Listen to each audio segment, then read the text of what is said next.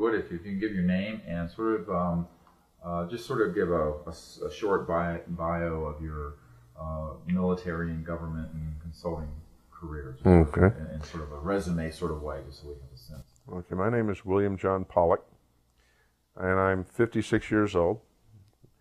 My background initially started in the Air Force in the mid-60s, where I was a computer operations and programming specialist first at Pope Air Force Base after training, and then in Vietnam. The first event in my lifetime occurred then that woke me to a new paradigm. That paradigm was that late at night, a young lady and I were in the woods in about 30 miles southeast of Fayetteville, North Carolina, and had an unusual experience with a UFO at about 300-foot distance. The UFO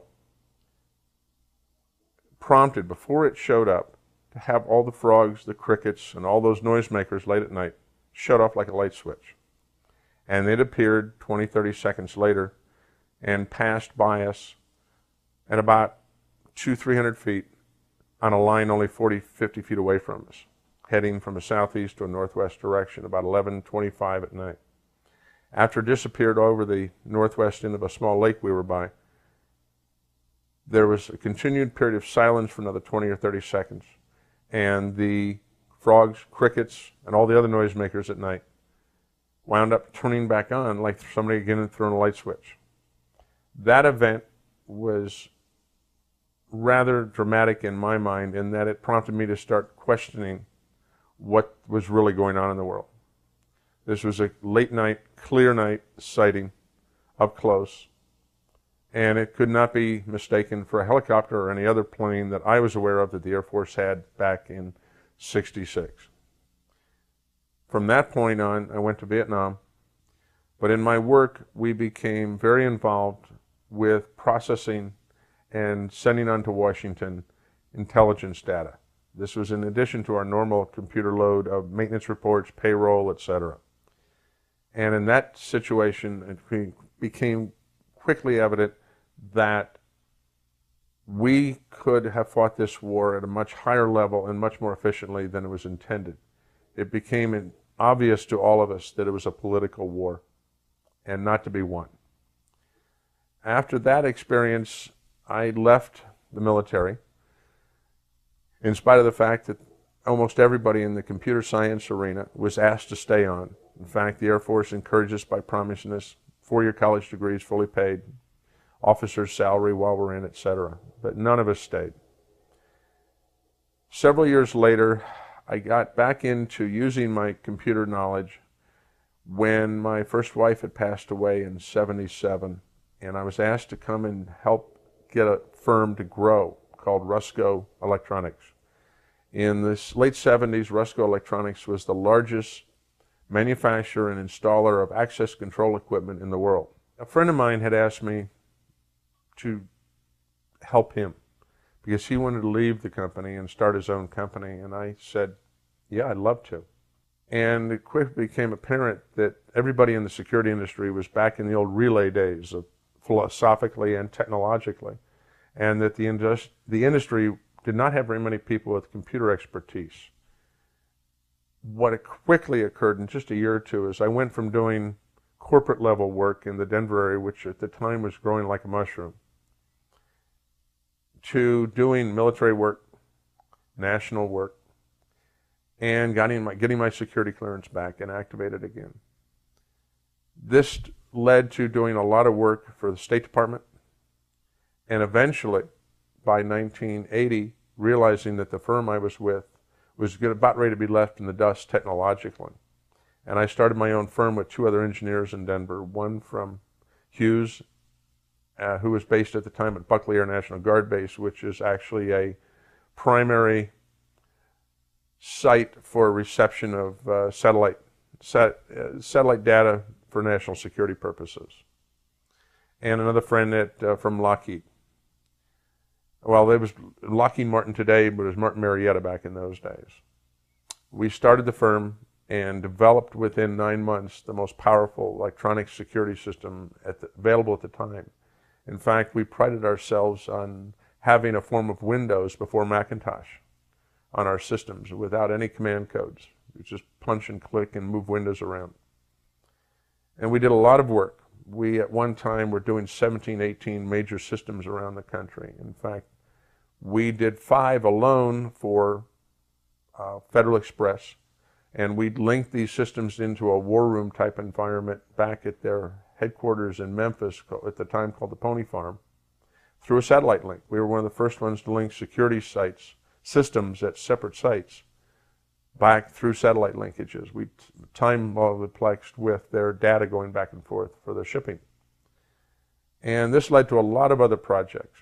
And eventually, even when I finally left my own firm that we helped start in '84, I started working for Beltway Bandit type consulting firms. This would be SIC, Tracor, EGMG, etc., either as a contractor for them or as an employee for a period of time. It was at this time, again, that I realized that there was something amiss during this period of time when I was developing security systems out of a national security interest, in addition to large corporate systems. And I needed to find a security system in this marketplace as something that is as complex as any web network today. And the systems would run from $500,000 to $25 million just for the hardware. The systems that we worked on were starting to be placed in areas that surprised me. There was one particular project when I was at EG&G where we were tasked for designing a system for a base that, it amused me at the time, nobody seemed to be aware of in Nevada, called Tonopah Base, southeast of the little old mining town of Tonopah. And that this base was actually where the F-117s were kept when they went operational. They were never kept at Groom Lake. That was only for testing purposes. And that the entire wing was based there at the time. And what concerned me was that at this time there was a decision that we had to make on what was going on at Tonopah, and that there was a lot of facilities deep underground there that we secured. And there were elevators that would go up and down, very large elevators that could take craft, much like the elevators on an aircraft carrier. And that these went very deep underground, and that the equipment that we could see underground around was not that which would run a normal aircraft, generators, air conditioners, etc. There was a totally different type of equipment. Now, one of the things that interested me after I left that project several years later was that they finally announced the F-117. And one of the concerns I would have is what is being done with Tonopah now. Because they were moved in a rush, a very big rush. And if I remember the number right, there was $75 million spent in only a 9-month period to prepare Holloman for the F-117s. Now, that's okay, but why the rush to get them out of Tonopah? With some of the facilities that are deep underground becoming activated on a full-time basis, not just for testing purposes, and that they needed to remove those planes and those crews and support staff to Holloman and to prepare in a rather large rush for a new project to be brought in there. But none of the indications we had or my staff had that would actually install the security equipment had was like any other plane, even something as broad-ranging as the Aurora that we have all heard about to one degree or another. But I need to back up a bit. There is another subject I need to broach above and beyond the ufology subject that I got involved with that relates to this when we talk about alternative government control mechanisms. In that one of my favorite hobbies has always been tracking new technologies, and hopefully so it benefits in business. And in '79, living and working in Denver, I came across a company that, if necessary, I can provide documents for, that I've kept on file, of a company in North Glen, Colorado, which is a northern suburb of Denver, was developing an implantable chip originally for horses, because was a major problem then, and it may be still today, of shilling of horses. And he was attempting, through good faith, to develop a technology to give a unique signature to every single horse. That pill, if you want to call it that, intelligent pill, at the time was already small enough by then to implant under the skin with a horse needle, a large hypodermic needle. And I was shown these, and they worked. And we could read them with a primitive hand wand type reader from about 7 or 8 feet away. And this was still primitive technology. Excuse me. Now, at the time in the security industry, a lot of us had a lot of concerns about tracking and locating people that had been kidnapped, particularly what was going on in Europe at the time, where we were having NATO officers, even the Prime Minister of Italy, kidnapped. And these people were drained, or they were brutalized, or both. And one of the goals of the industry was to develop technology that would allow us to track these people or locate them quickly. Hopefully to save their lives, but on a secondary basis to keep them from being drained of sensitive information. And I brought this technology to a meeting in a skiff room in Virginia that was arranged by a friend of mine with the CIA and another friend of mine with the State Department at the time to introduce this technology to what we felt at the time were the right parties to use this new technology responsibly. Now, I hadn't heard about the remnant or any other religious beliefs at the time that said that everybody was going to be implanted with some sort of marking system, la the beast or 666. I wasn't even aware of that stuff at the time.